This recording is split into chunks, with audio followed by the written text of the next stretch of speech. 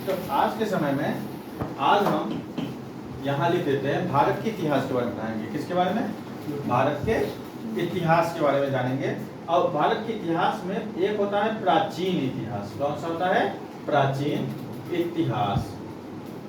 प्राचीन इतिहास के बारे में हम थोड़ी सी जानकारी आप लोग को देते हैं, ठीक है।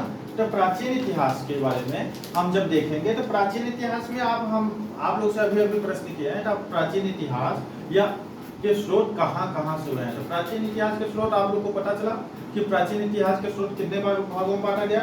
इतिहास के स्रोत कितने श्रेणियों में बांटा गया? 2 श्रेणियों में बांटा। प्राचीन इतिहास कुल कितने श्रेणियों में बांटा गया है? 2 श्रेणियों में। पहला कौन सा है? पहला कौन सा है? साहित्य इतिहास।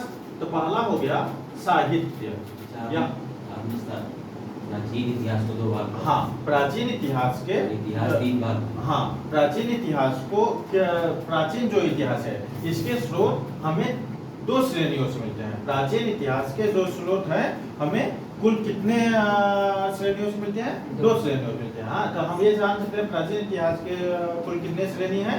2 श्रेणी है। तो इनके स्रोत प्राचीन साहित्य इतिहास, साहित्य इतिहास कह सकते हैं। ये पहला होता है साहित्य और दूसरा नंबर क्या होता है? यहाँ पहला नंबर डालते हैं। प्राचीन इतिहास के स्रोत किससे मिलते हैं? एक साहित्य से। किससे मिलते हैं? साहित्य से। हाँ, और दूसरा नंबर किससे मिलते हैं? साहित्यिक भी लिख सकते हैं इसको, साहित्यिक। और दूसरा नंबर क्या मिल रहा है? बोलिए। पुरातात्विक बोल लिखते हैं। पुरातात्विक, पुरातात्विक, ये दूसरा नंबर हो गया, ठीक। पुरातात्विक। तो प्राचीन इतिहास के जो स्रोत हैं इनके श्रेणी हैं, ये आप ये देखेंगे। प्राचीन इतिहास के स्रोत को 2 श्रेणियों में विभाजित किया गया। प्राचीन इतिहास के स्रोत के 2 श्रेणियों में विभाजित किया गया। इन दोनों श्रेणियों के कारण है, पहला साहित्यिक, दूसरा पुरातात्विक। तो हम उठाते हैं साहित्यिक स्रोत पे। साहित्य के आधार पे कुछ, जैसे हमारा इतिहास है, इतिहास के बारे में हम आपको जानकारी दे रहे हैं। इतिहास में आप लोग को साहित्य के आधार पर इतिहास हम जब देखेंगे, कोई भी इतिहास हो, पूरा चीज हो, पुरानी चीज को 2 श्रेणियों में हम करते हैं। कौन कौन से? जब साहित्य और पुरातात्विक। तो साहित्य का मतलब यह होता है कि कोई भी चीज ग्रंथ से हमके लिया जाए या लिखावट के आधार पर, कहीं चीज वो लिखा उखा हो उसके आधार पे, या कोई साहित्य माने जैसे कि गीत, कविता, इसके आधार पे हम वो इतिहास की जानकारी रख सकते हैं। और दूसरा नंबर हम पुरातात्विक के आधार पर। पुरातात्विक माने पुरानी चीजों, जैसे खंडहर हो गया, पुराना मकान हो गया, पुराना क्या कहते हैं, कोई लोटा गैस, कोई भी चीज जो पुराना चीज है, जो चीज हमारे पास, कहीं कहीं पहाड़ों पे गए हैं, कोई चीज ऐसा मिला जो कई हजारों साल पहले देखे हो हम, तो उसको देखकर हम पता लगा सकते हैं कि ये पुरातत्व माने। अब इसको हम खोजें तो पुरातात्विक का मतलब ये होता है कि कोई चीज, पुरानी चीज को देखकर उसके बारे में हमको जानकारी पाते हैं, ठीक। तो ये हो गया। तो साहित्यिक पहला हम लेते हैं, इसको अभी हम छोड़ते हैं। तो साहित्यिक जो स्रोत है, साहित्यिक स्रोत पहला क्या हो गया? साहित्यिक स्रोत। अब साहित्यिक स्रोत जो है वो हमारा पहला, हम साहित्यिक स्रोत के आधार पे हम देखते हैं। तो इसमें कई आधार हैं। साहित्यिक स्रोत के आधार जो है वो कई आधार है। पहला क्या हो सकता है? ब्राह्मण साहित्य। कौन सा होता है? ब्राह्मण साहित्य। ब्राह्मण साहित्य कौन सा होता है? ब्राह्मण साहित्य। तो ब्राह्मण साहित्य का आप कहेंगे कि सर ये ब्राह्मण साहित्य क्या है? सही बात है। ब्राह्मण साहित्य को हम, ब्राह्मण साहित्य में हमारे वेद आ जाते हैं। क्या आ जाते हैं? वेद आते हैं। हम शॉर्टकट में बता रहे हैं। आज के दिन में मान लेते हैं मैराथन क्लास चल रही है, हाँ, आज के दिन में मैराथन क्लास चलेगी, तो ये चीज देखेंगे कि आपको ब्राह्मण साहित्य में एक जानकारी हमें किससे मिलती है? वेद से मिलती है। तो आपको ये पता चला होगा कि वेद कुल कितने होते हैं। पहला क्या हो गया? ब्राह्मण साहित्य। ब्राह्मण साहित्य में वेद हो गए, वेदांग हो गए, महाकाव्य हो गए, पुराण हो गए, ये सब वेद से ही हुए हैं। पहला वेद लिखा गया है। पहला हमारा एक मोटा सा मान लेते हैं, ये हो गया वेद। वेद हमारा किस में लिखा गया? संस्कृत में। किस में लिखा गया? संस्कृत में। अब ये संस्कृत में लिखा गया तो ये बताइए, संस्कृत में कुछ कड़े शब्दों में लिखा गया जो कई लोग नहीं पढ़ पाते थे, कई लोग नहीं पढ़ पाते थे। तो इनको और आसान भाषाओं में बनाने के लिए वेदांग की रचना हुई। इनको समझने के लिए किसकी रचना हुई? वेदांग की रचना हुई। और इसको और चीज माने और आसान बनाने के लिए और ज्यादा माने लोगों में फैलाव के लिए, लोगों में जानकारी देने के लिए इसको काव्यबद्ध बनाया गया, कविता के आधार पर। तो इसको क्या कहा गया? महाकाव्य। महाकाव्य के आधार पर। तो अभी इसकी हम लिखावट माने कैसे लिखा जाएगा वो चीज हम अभी बताएंगे। तो ब्राह्मण साहित्य में वेद आया, ब्राह्मण साहित्य में वेद आया। वेद कुल कितने हुए? 4 हुए। वेद कुल कितने हुए? 4 हुए। प्राचीन वेद का नाम क्या है? ऋग्वेद। अर्वाचीन का क्या नाम है? अर्वाचीन माने जो सबसे नया हो अथर्ववेद। अथर्ववेद को अभी आधुनिक माने अथर्वा ऋषि के द्वारा बनाया गया। किसके द्वारा बनाया गया? लिखा गया है अथर्वा ऋषि के द्वारा लिखा गया, इसलिए उस वेद का नाम अथर्ववेद कहा गया। आया समय। और वेद को किसने लिखा है? तो वेद को आप लोग जानते हैं, वेद के बारे में या साहित्य के बारे में आप लोग जब पढ़ेंगे तो आगे जानकारी मिलेगी कि एक जैसे कहते हैं व्याकरण की खोज किसने किया? तो व्याकरण कौन लिखा है? महर्षि पाणिनि। कौन लिखा है? महर्षि पाणिनि। तो महर्षि पाणिनि ने क्या किया कि व्याकरण लिखे, तो उन्होंने ये देखा कि शंकर भगवान के तपस्या किया। उन्होंने क्या किया? शंकर भगवान के तपस्या किए। और शंकर भगवान के तपस्या करते हुए तो वो क्या कर रहे हैं? तपस्या करते हुए शंकर भगवान प्रसन्न हुए उस समय। तो क्या किया कि वो नृत्य करने लगे। शंकर भगवान नृत्य किए और 14 बार डमरू बजाए। इसीलिए कहा जाता है नित्यावसाने नटराज राजो नानाद दक्यम नव पंचवारम। नित्यावसाने, नित्यावसाने बोलिए, अभी अभी बोले, याद हो जाना चाहिए। हाँ, यही चीज है। तो अब क्या होता है, हम जब नित्य के अवसान पर माने नित्य जब वो थे तो उस समय शंकर भगवान वो प्रकट हुए और नृत्य करने लगे माने नाचने लगे, और उस समय नित्यावसान है। हाँ, अब यहाँ क्या कहते हैं? ननाद धक्यम नव पंचपारम। अब यहाँ देखते हैं ननाद धक्यम नव पंचपारम। 9 और 5 कितना होता है? 14 बार। तो ये देखिए आप, तो और किसके लिए बचाए थे ये जाने? उद्धव कामान सनकाद सिद्धांत, माने ये सनक लोग जो ऋषि मुनि थे जितने वैसे थे, इनके मन की कामना को पूर्ति के लिए माने इनके उद्धार के लिए वो 14 बार डमरू बजाए। और उससे क्या निकला? सूत्र निकला। अब कौन सा सूत्र निकल रहा है?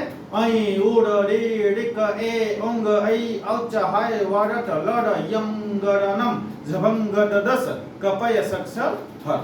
ये 14वां सूत्र निकला। तो हम ये 14 जब सूत्र निकला, इसी से हमारा महेश्वर सूत्र कहा गया। क्या कहा गया? महेश्वर सूत्र कहा गया। तो आगे हम देखते हैं वेद के बारे में। वेद के बारे में जानते हैं। तो वेद क्या हुआ? ब्राह्मण साहित्य में वेद आया। वेद के बाद वेदांग बना। वेदांग के बाद क्या बना? अभी बताए। हाँ बताइए। महाकाव्य। महाकाव्य और पुराण की रचना हुई। जो पुराण की रचना हुई, तो पुराण हमारे कुल कितने हैं? 18 पुराण है। कुल कितने पुराण है? 18 पुराण है। तो ये सबकी रचना हुई। तो ब्राह्मण साहित्य में सबसे पहले हम वेद पे चर्चा करते हैं। तो वेद पे अगर हम चर्चा करते हैं तो वेद पे हमारा क्या है? वेद भारत का प्राचीनतम ग्रंथ है। तो वेद पे हम देख सकते हैं कि यहाँ भारत का प्राचीनतम ग्रंथ है। भारत का प्राचीनतम ग्रंथ है। वेद को लिखे, आगे लिखते हैं भारत का प्राचीनतम ग्रंथ है। इसको हम नोट कर सकते हैं। जिसका संकलन करता महर्षि कृष्ण द्वैपायन। महर्षि कृष्ण द्वैपायन वेद व्यास ने किया। वेद किसने लिखा है? महर्षि कृष्ण। लिख लीजिए, वेद किसने लिखा है? हम लिख देते हैं। संकलन क्या कहता? महर्षि, हाँ महर्षि कृष्ण। इनका पूरा नाम हम लिख देते हैं। कृष्ण द्वैपायन, द्वैपायन वेद व्यास। ठीक ना? वेद व्यास। वेद किसने लिखा है? महर्षि कृष्ण द्वैपायन वेद व्यास ने लिखा है। हाँ, को माना जाता है संकलन करता ये है। ये क्या है? संकलन करता है वेद के। अब ये जाने वेद का क्या हुआ? वेद भारत का प्राचीनतम ग्रंथ है। वेद भारत का प्राचीनतम ग्रंथ है और इसके संकलन करता कौन है? महर्षि कृष्ण द्वैपायन वेद व्यास। महर्षि कृष्ण द्वैपायन वेद व्यास हैं, जी हैं। तो इनके बारे में हमको ये जानकारी मिली, माने वेद के बारे में अभी तक हमको ये जानकारी नहीं थी कि वेद किसने लिखा था, माने संकलन कौन किया था। तो वेद का अब हमको पता चल गया, वेद व्यास ने ही वेद को रचना की, इसीलिए वेद का नाम दिया गया। इनका वेद व्यास का नाम क्या था पूरा? महर्षि एक उपाधि होता है कृष्णद्वैपायन। इनका नाम क्या था? कृष्णद्वैपायन। अब वेद व्यास का भी एक गद्दी होती है, तो ये भी एक गद्दी है, ठीक है ना। तो इसका भी जानकारी हुआ। तो हम देखें वेदों की कुल संख्या कुल कितनी हुई, वेद ये लिखे वेदों की कुल संख्या कुल कितनी हुई, तो वेदों की कुल संख्या 4 हुई। वेदों की संख्या 4 हुई, तो हम लिख सकते हैं वेदों की संख्या 4 है। वेदों की संख्या 4 है। वेदों की संख्या 4 है। यहाँ 4 पुस्तक है, 4 है। वेदों की कुल संख्या 4 है। तो पहला वेद का नाम बता सकते हैं आप लोग, बताइए। ऋग्वेद। पहला वेद का नाम क्या है? ऋग्वेद। दूसरे वेद का नाम सामवेद। क्या वेद? सामवेद। और अभी यजुर्वेद भी है। हाँ देखिए, ऋग्वेद, यजुर्वेद, दूसरा यजुर्वेद था, तीसरा सामवेद है। हाँ अब ये 4 वेद का नाम अभी हम लिखा रहे हैं। तो यजुर्वेद और सामवेद और अथर्ववेद।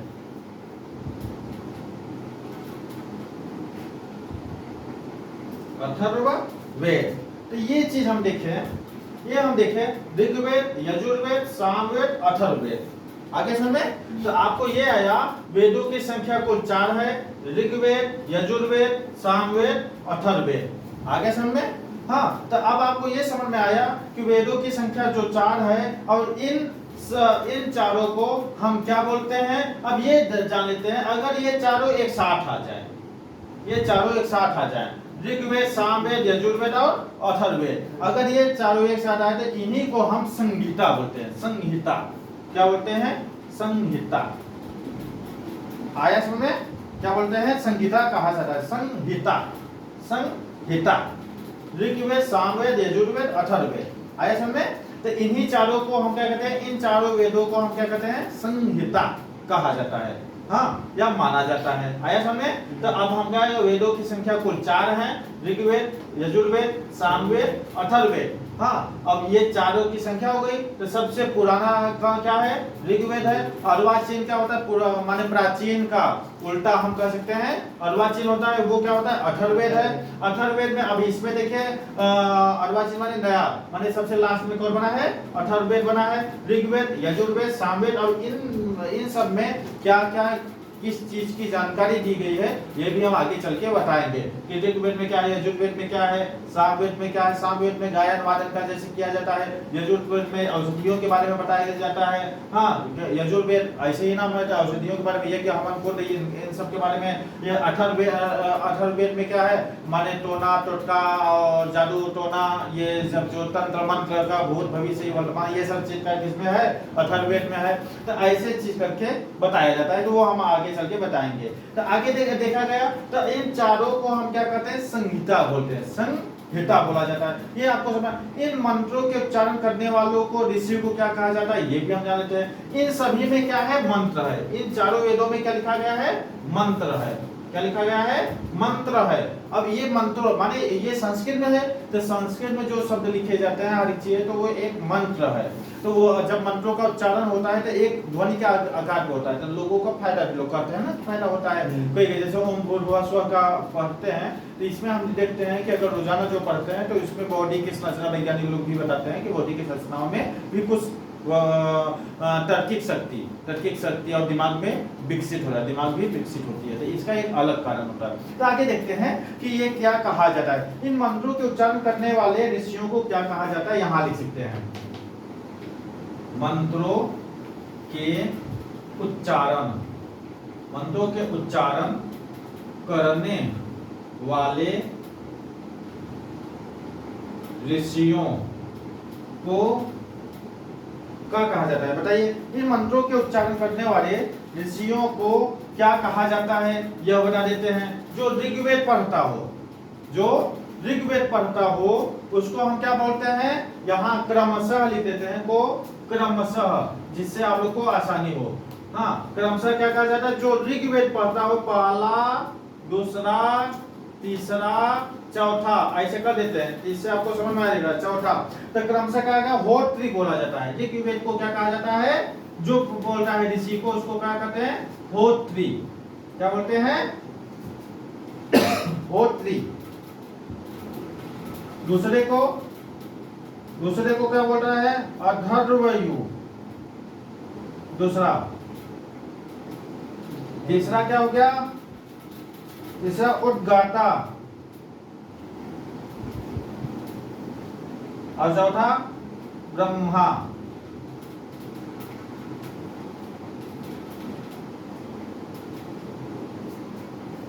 ब्रह्मा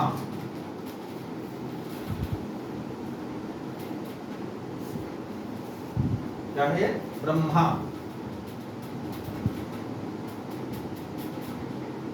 ठीक ना। तो आपको यह पता चला कि ऋग्वेद जो पढ़ता है, अगर हम ऋग्वेद पढ़ते हैं तो हमें क्या कहा जाएगा, माने जो ऋषि होते हैं, जो मंत्रों का उच्चारण करने वाले ऋषि होते हैं ऋग्वेद का, उनको कहते हैं होत्री। क्या बोला जाता है, होत्री। जो यजुर्वेद होते हैं उनको, उन ऋषियों को क्या बोला जाता है, अधर्वयु। हाँ, और जो सामवेद बोलते हैं उनको क्या कहा जाता है, उदगाता, उदगाता। और जो अथर्ववेद बोलते हैं उनको क्या बोलते हैं, ब्रह्मा। क्या बोलते हैं, ब्रह्मा। ये आपको समझ में आ गया होगा। तो ऋग्वेद, अब ऋग्वेद के बारे में जानते हैं, ऋग्वेद में क्या मिलता है, ऋग्वेद में क्या लिखा गया है, ये भी तो होना चाहिए। ऋग्वेद में प्रमुख तथ्य क्या है, ऋग्वेद के प्रमुख तथ्य लिख सकते हैं, यहां लिख सकते हैं ऋग्वेद, यहां लिख सकते हैं प्रमुख तथ्य, प्रमुख तथ्य। और इधर लिख सकते हैं संबंधित ब्राह्मण, संबंधित ब्राह्मण। ठीक ना, तीन हेडिंग बना सकते हैं। ऋग्वेद, यहाँ ऋग्वेद लिख दिए, ऋग्वेद में दो हेडिंग लिखिए। क्या लिखे, दो हेडिंग, प्रमुख तथ्य और संबंधित ब्राह्मण।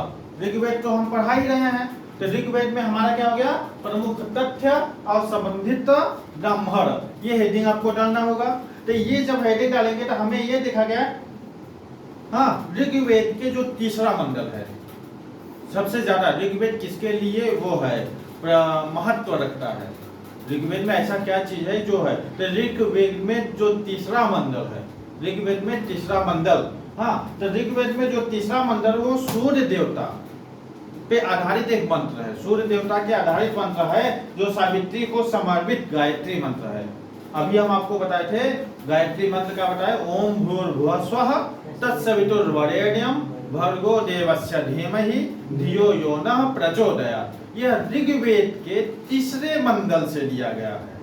आ गया समझ में। अब यह मंत्र याद हो गया, तो यह मंत्र कहाँ से लिया गया, कोई कहेगा ओम भूर्भुवः स्वः, तो कोई पंडित से कहिएगा अच्छा ठीक है मंत्र तो आप पढ़ते हो, तो ये बताओ कहाँ से लिया गया।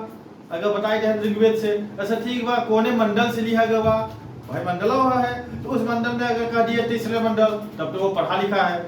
अगर नहीं बता पाया तो हो गया वही है कि आए बस जानते हैं, हाँ, कहते हैं ना कि पोका पंडित भी होते हैं, तो ऐसे भी पंडित है। तो ऋग्वेद में जो होते हैं, तो तीसरे ऋग्वेद के तीसरे मंडल पे सूर्य देवता पे, हमारे सूर्य देवता को सावित्री भी बोलते हैं। तो क्या बोलते हैं, सावित्री भी बोलते हैं। इनको गायत्री भी बोला जाता है। क्या बोला जाता है, गायत्री भी बोला जाता है। और जो गायत्री माने ये सूर्य भगवान पे समर्पित मंत्र है। और गायत्री वैसे हम लोग गायत्री माता को मानते हैं, लेकिन गायत्री सूर्य भगवान पे समर्पित एक मंत्र है। उनका क्या नाम है, ऋग्वेद से तीसरे मंत्र में लिया गया, उनका क्या नाम है, सूर्य भगवान। ठीक है, तो उस मंत्र का उच्चारण क्या है, ओम भूर्भुवः स्वः तत्सवितुर्वरेण्यं भर्गो देवस्य धीमहि धियो यो नः प्रचोदयात्। ये हो गया मंत्र है। इस मंत्र के जो ब्राह्मण है, इस मंत्र के जो ब्राह्मण है, तो प्रमुख तथ्य क्या है, तो प्रमुख तथ्य में हम लिख सकते हैं कि इसके तीसरे मंत्र पर सूर्य देवता पर समर्पित मंत्र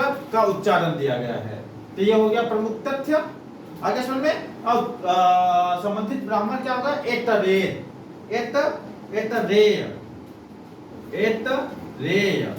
ऐतरेय एक ब्राह्मण होते हैं। कौन से ब्राह्मण होते हैं? ऐतरेय या कौसतीय, कौसकीय,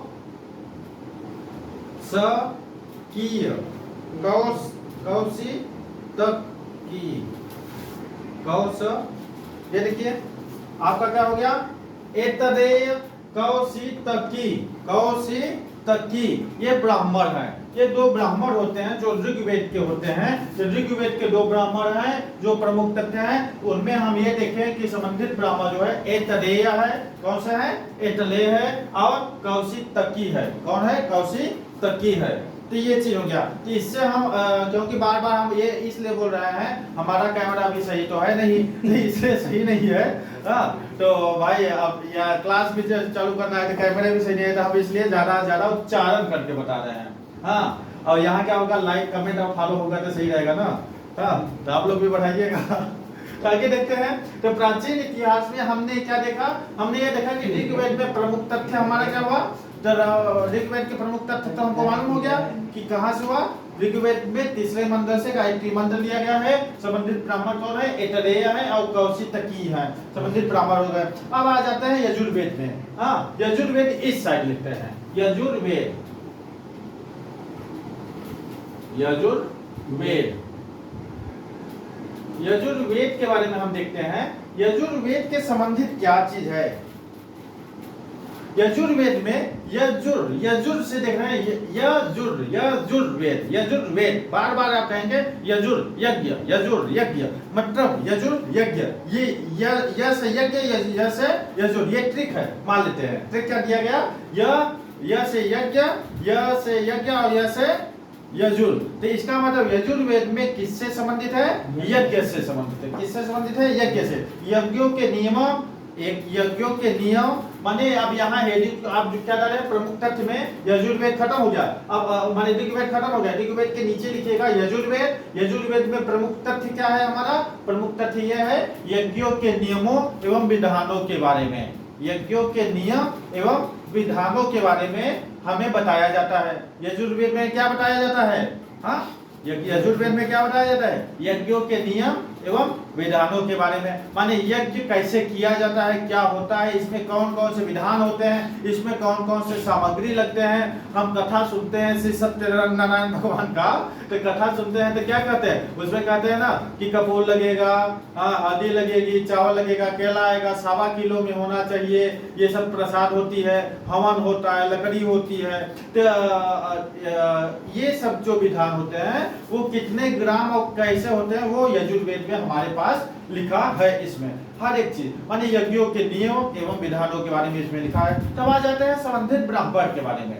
अगर हम संबंधित ब्राह्मण के बारे में आए तो संबंधित इससे ब्राह्मण क्या है?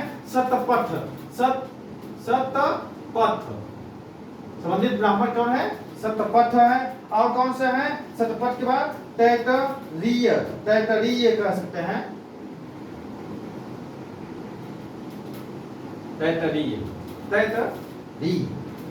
ठीक, तो ये संबंधित ब्राह्मण है। 2 ब्राह्मण है। अब इसमें देखें, इसमें ऐतरेय और कौशितकी है। कौशितकी है किसमें है? ऐतरेय और कौशितकी अगर ब्राह्मण आ जाए तो वो किसमें आप लोग ठप्पा लगाओगे? हाँ, ऋग्वेद में। हाँ, अगर शतपथ और तैतरीय आ गया तो यजुर्वेद में। यजुर्वेद में किसका विधान है? यज्ञों का विधान है। किसका विधान है? यज्ञों का विधान है। अब आ जाते हैं सामवेद में। सामवेद अगर लिखते हैं, यहाँ लिखते हैं सामवेद। सामवेद में आप लोग देखेंगे तो संबंधित क्या है? हाँ, सामवेद। तो सामवेद में हम जानते हैं तो प्रमुख तथ्य के बारे में, जो तथ्य हेडिंग आप लोग डाले हैं।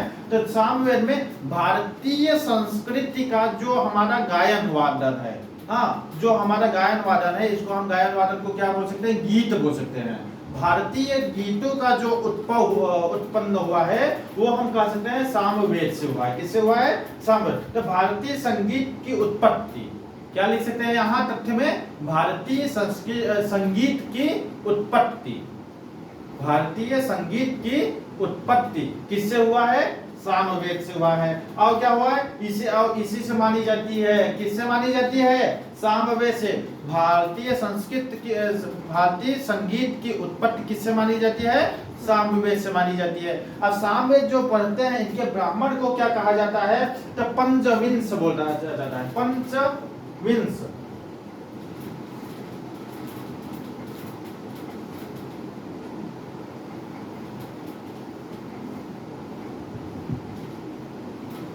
पंचविंश और खडविंश।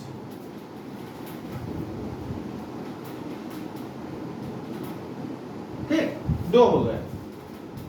अब इसके बारे में जान लेते हैं, पंचविंश और खडविंश। तो ये अगर हम देखते हैं यजुर्वेद में हम देखें सतपथ तैतरीय हो गया और क्या कहते हैं यहाँ क्या ऋग्वेद में देखे थे ऐतरेय और कौशिकी हो गया और सामवेद में देखे थे पंचविंश और खडविंश हो गया। पंचविंश और खडविंश ये देखे थे 5 और 6, पंच से 5 खड से 6। तो इससे याद हो गया जहां संख्या कुछ दिया गया जाए तो वहां आप ये देखेंगे पंचविंश और खडविंश अगर लिखा है तो वहां टिक आप लगा दीजिएगा और ये कह दीजिएगा कि सामवेद से है, इनके ब्राह्मण कौन है? सामवेद में है पंचविंश और खडविंश। आगे सुन में खडविंश और पंचविंश ये कौन है? कहाँ के ब्राह्मण है? सामवेद के ब्राह्मण है। किस ग्रंथ के ब्राह्मण है? सामवेद के ब्राह्मण है। और सामवेद में क्या कहा गया? भारतीय संस्कृति, भारत के जो संगीत का के बारे में उद्भव हुआ है, माने माना जाता है कि भारत का जो भारतीय संगीत का वो है वो सामवेद में है। हाँ, इसमें भी लिया गया है। अब एक हमारा बचता है, उसका नाम क्या है? अथर्ववेद। अथर्ववेद, हाँ, अथर्ववेद अगर हम देखते हैं इसी बीच में हम देखते हैं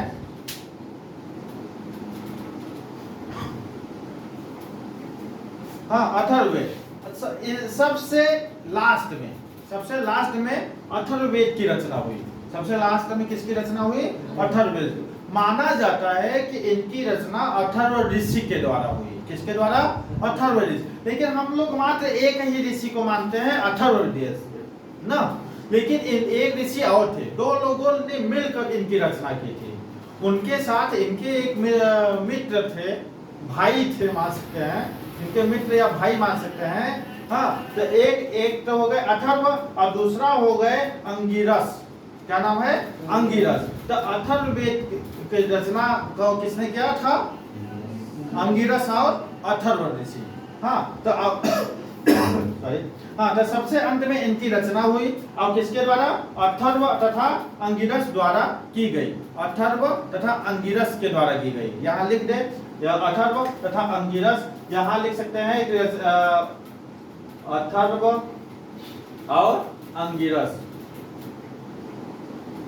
अंगिरस, अथर्व और अंगिरस के द्वारा हुई। तो इसमें क्या क्या है, अथर्ववेद में क्या क्या है, इसके बारे में हमको आगे जानकारी होना चाहिए। भाई प्रमुख तथ्य क्या है? ये तो रचना के कार हुआ, इनमें तथ्य क्या है जो इसके बारे में पढ़े हम? तो इसके बारे में किस लिए पढ़िए, तो इसमें क्या क्या होता है इसके बारे में पढ़ना चाहिए। क्या क्या है बताइए। इसमें रोग के बारे में बताया गया है, जो प्रमुख रोग होते हैं। औषधि के बारे में बताया गया है, उपचार के बारे में, हाँ, उपचार के बारे में बताया गया है। और जादू टोना के बारे में बताया गया। बहुत लोग कहते हैं ना कि हाँ उनका मंत्र ऐसा कह दे कि हमारे उनका भूत प्रेत उधर कह दे, उनका भूत प्रेत इधर कह दे। तो वो जादू टोना जो है वो किसके बारे में बताया गया है? अथर्ववेद में बताया गया है। अथर्ववेद में और चीज क्या है देखिए, इसमें क्या होता है अथर्ववेद में? अब इनके जो ऋषि हैं इनको क्या कहा जाता है? वो लिखा चाहिए, यहाँ लिखिए गोपथ। इनके ऋषि क्या है? गोपथ है। कौन है? ऋषि का क्या नाम है? गोपथ। हाँ, तो गोपथ अब नाम आ गया। तो गो से गैया, पथ माने चलने वाला। अब ये होता है उस समय गायों को लोग माता भी मानते थे, गायों का एक सम्मान करते थे। तो अब याद होगा तो अथर्ववेद में आप लोग आप देखेंगे तो कोई भी होगा तो उसमें क्या क्या आप देखेंगे? रोग के बारे में, औषधि के बारे में, जादू टोना के बारे में अगर हो रहा है तो वो कहाँ लिखा है? कौन से ग्रंथ में लिखा गया है? अथर्ववेद में लिखा गया है। और उसमें क्या है? इनके पढ़ने वाले जो ब्राह्मण है वो क्या कहा जाते हैं? गोपथ कहे जाते हैं। क्या कहे जाते हैं? गोपथ कहे जाते हैं। और इसमें हम ये देखें कि अथर्ववेद में कि ये सब चीज में हम ये देख रहे हैं कि इतनी जानकारी, आपको जानकारी तो हम ज्यादा दिए, हाथ से तो ज्यादा नहीं है। हाँ, 1 घंटे का पूरा क्लास हो रहा है, लेकिन आपको मात्र एक छोटे से जानकारी, एक छोटे से इसमें ही एक पन्ने में हम दे दिए। हाँ, इसमें आपको एक बार आप जहां उल्टा सीधा देखेंगे तो आपको इसको जब बनाएंगे आप लोग नोटबुक पे इसको लिखेंगे तो कैसे लिखेंगे? प्राचीन इतिहास लिखेंगे। प्राचीन इतिहास में आप कहेंगे साहित्यिक स्रोत और आप बताइए पुरातात्विक स्रोत, साहित्यिक स्रोत और पुरातात्विक स्रोत। और साहित्यिक स्रोत में अभी सर जी ने हमको ब्राह्मण साहित्य के बारे में बताया। किसके बारे में बताया? ब्राह्मण साहित्य के बारे में बताया कि ब्राह्मण साहित्य में वेद आते हैं। वेद की रचना किसने की? महर्षि कृष्णद्वैपायन वेद व्यास ने किया। और महर्षि कृष्णद्वैपायन वेद व्यास जी ने वेद की रचना की। वेद कुल कितने भागों में बांटा गया? तो वेद को 4 भागों में बांटा गया, ऋग्वेद, यजुर्वेद, सामवेद, अथर्ववेद। और ऋग्वेद, यजुर्वेद, सामवेद, अथर्ववेद के इन चारों को क्या कहा जाता है? तो इन चारों को अभी यहाँ हम एक चीज लिखे थे जो मिटा चुके हैं, संहिता कहा जाता है। तो ये चीज आप देखिए, आप शॉर्टकट में बता रहे हैं, जब एक बार दोबारा आप लोग को रन न हो जाए तो शॉर्टकट बेटा। हाँ, संहिता कहा गया। अब संहिता कहा गया, अब इसमें क्या कहते हैं? ऋग्वेद में क्या लिखा गया है? तो ऋग्वेद में हमें प्रमुख तथ्य क्या है, संबंधित तथ्य क्या है? तो ऋग्वेद में बताइए, ऋग्वेद में संबंधित तथ्य क्या है? हाँ हाँ, तो ऋग्वेद में तीसरे मंडल पे हमारा गायत्री मंत्र से लिया गया, सूर्य देवता पर आधारित मंत्र है, तो वो तथ्य हो गया। और इसमें इसके ब्राह्मण कौन है? ऐतरेय, कौशल की है, ये ब्राह्मण हो गए। ऋग्वेद के बाद आता है यजुर्वेद। यजुर्वेद में अगर हम देखते हैं तो यजुर्वेद में क्या होता है? तो यजुर्वेद में हमने कहाँ लिखा है? यजुर्वेद कहीं लिखे थे हम लोग ना। यजुर्वेद को लिखने वाले सतपथ है और तैतरीय है। यजुर्वेद में हमारा प्रमुख तथ्य क्या है? यज्ञों का विधान होता है। इसमें यज्ञों के नियम और का पालन, माने यज्ञों का नियमों के बारे में बताया गया है। तो यजुर्वेद में यज्ञ दिया गया है और सतपथ और तैतरीय इनके क्या है? ब्राह्मण है।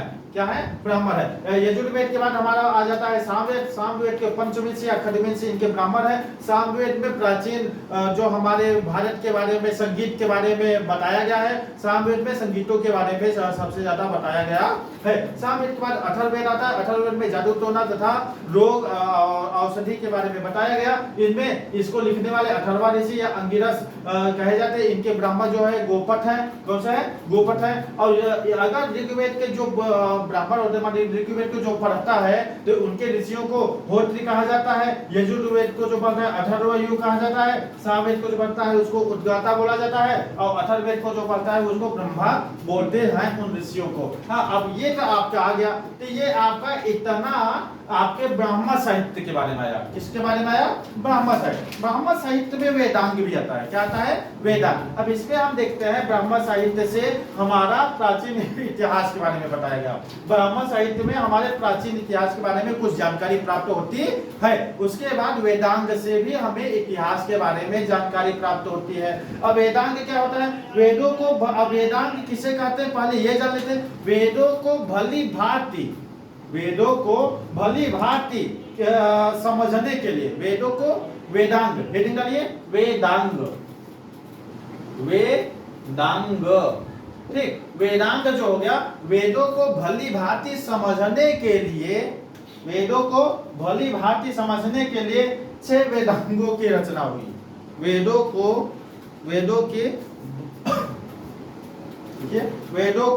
भली भांति समझने के लिए 6 वेदांगों की रचना हुई। कितने वेदांगों की रचना हुई? 6 वेदांगों की रचना हुई। जो वेद, माने अब हम क्या बताए थे आपको कि पहले वेद क्या किस में लिखा गया है? संस्कृत में लिखा गया है। अगर हम संस्कृत में लिखा गया है तो इस समय अगर संस्कृत हम आप लोग से पूछें तो क्या संस्कृत की किताब पढ़ सकते हैं क्या? या उसको समझा सकते हैं क्या? अब कहा जाए कि 14 महसा सूत्र हो गया, एक ले लेते हैं शिवतांडव। शिवतांडव में क्या है? जटा तवी गलत जगत प्रभाव भाव विस्तरे गले वलम वलम बीतम भुजंग मालिकम। अगर ये सब चीज है, ये संस्कृत में है ना, तो अब डमक डमक डमक निमाक, अब ये जब कहेंगे डमक डमक डमक बिना, तब ये सब कहेंगे तो ये इसका मतलब क्या होता है? ये होना चाहिए ना। तो इसका मतलब क्या है? ये चीज जैसे संस्कृत में और दे दिया रिसुम सुम मलदनी प्रजंत मुंड खंडनी, अगर ये दे दिया गया तो आप क्या? रिसुम सुम मलदनी प्रजंत मुंड खंडनी वड़े वने रड़े प्रकाशनी भजाम बिंदुवासिनी। तो ये सब संस्कृत में है। लेकिन इन लोग को समझने के लिए हमें किसकी रचना हुई? वेदांग की रचना हुई। अब वेदांग की रचना किस लिए हुई? जाने वेदों को हम समझ सके। हाँ, वेदों को समझने के लिए वेदांग की रचना हुई। वो भी कितने वेदांग हुए? 6 वेदांगों की रचना हुई। कितने वेदांगों की रचना हुई?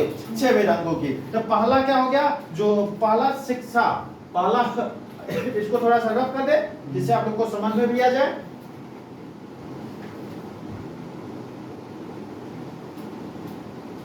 पहला क्या हो गया?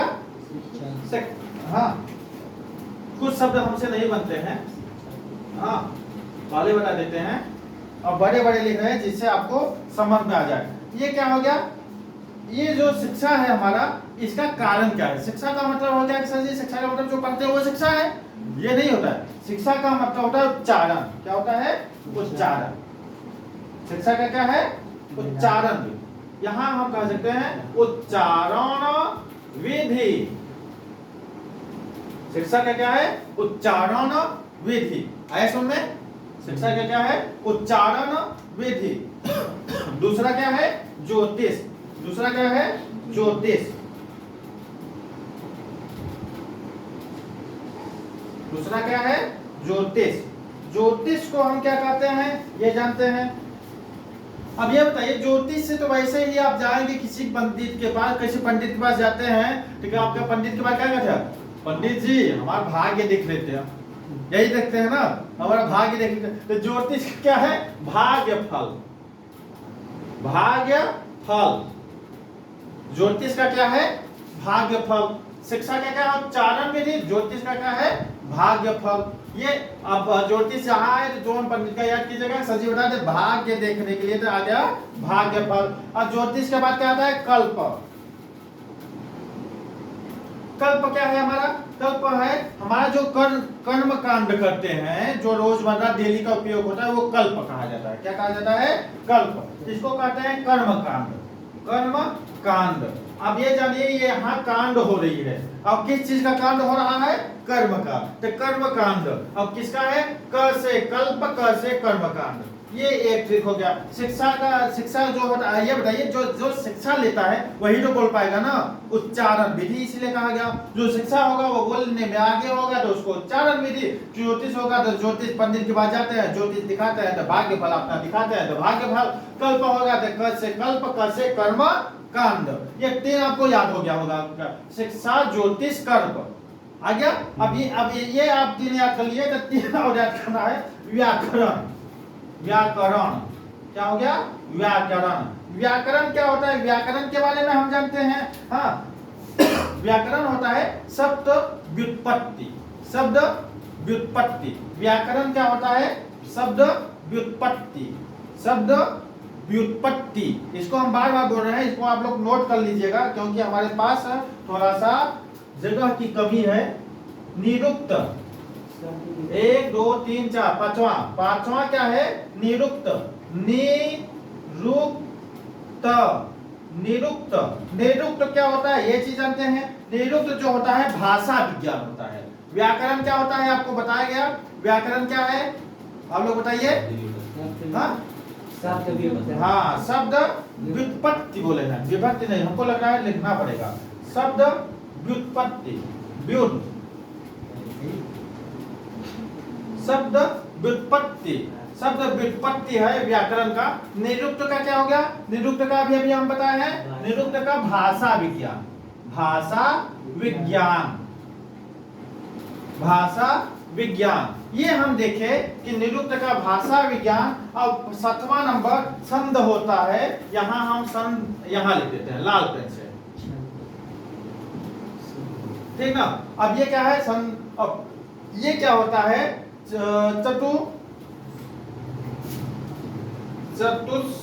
चतुष्पदी। चतुष्पदी आगे सुन में। चतुष्पदी श्लोक। आगे श्लोक भी लगा दे जिससे आपको याद रहेगा। श्लोक जहां आए तो ये जान लेना चतुष्पदी श्लोक। वो क्या होता है? छंद होता है। अरे छंद होता है ना तो आप लोग को छंद याद होगा। कई जगह है, जैसे आप लोग सुंदरकांड पढ़ते हैं तो उसमें भी है। चौपाई होता है, दोहा होता है, चौथा होता है, छंद होता है ना। तो ऐसे ही होता है। तो उसमें आपको यहाँ क्या क्या छंद में क्या है? चतुष्पदी श्लोक। तो ये आपको समझ में आ गया होगा। तो समझ में क्या है, चतुष्पदी श्लोक होते हैं। तो आपको अब पता चला कि सर प्राचीन इतिहास में आपने हमें अभी तक क्या बताया। तो आज के क्लास को क्योंकि यहीं तक हम थोड़ा सा वो करते हैं, तो ये क्या कहेंगे, तो आपने बताया कि प्राचीन इतिहास के सर, प्राचीन इतिहास में आपने अभी तक हमको क्या बताया, प्राचीन इतिहास में आपने सर बताया कि दो स्रोत होते हैं। कौन कौन से स्रोत होते हैं आप बताइए, कितने श्रेणियों में बांटा गया है। प्राचीन इतिहास के स्रोतों को दो श्रेणियों में बांटा गया है। कौन कौन, साहित्यिक स्रोत और पुरातात्विक स्रोत। साहित्यिक स्रोत के बारे में हम बताए तो सबसे पहला साहित्यिक स्रोत का क्या उठाए हम, ब्राह्मण साहित्य। ब्राह्मण साहित्य को बारे में बताइए कि ब्राह्मण साहित्य को क्या किया गया, किस में बांटा गया, वेद में। वेद कितने प्रकार के होते हैं, 4 प्रकार के वेद। नाम क्या क्या है, कौन कौन, यजुर्वेद। अब ये सब चीज हो गया। तो इन वेदों को नाम में जानते हुए उसके बाद हम ये बताए कि आपका ये हम 6 क्या बता रहे हैं, वेदांग। वेदांग कुल कितने होते हैं, ये हम किसके बारे में बता रहे हैं, वेदांग के बारे में। यहाँ लिख देते हैं वेदांग, ठीक ना, जिससे पता चले। वेदांग, वेदांग कुल कितने होते हैं, 6 होते हैं। शिक्षा, ज्योतिष, कल्प, व्याकरण, निरुक्त और छंद। ये याद किए रहिएगा। शिक्षा, ज्योतिष, कल्प, बोलिए, शिक्षा, ज्योतिष, कल्प, शिक्षा, ज्योतिष, कल्प, व्याकरण, निरुक्त, छंद। ये आपको याद रखना, शिक्षा, ज्योतिष, कल्प, व्याकरण, निरुक्त, छंद। ये 6 वेदांगों की रचना होती है। तो आज के दिन में इतना ही, आप आगे देखेंगे, क्योंकि क्लास क्या होता है, क्लास में कुछ ज्यादा बकवास न करके आगे आगे कुछ टॉपिक पे बढ़ते रहे तो अच्छा लगता है। हाँ ठीक, आगे देखते हैं। आज के लिए इतना ही।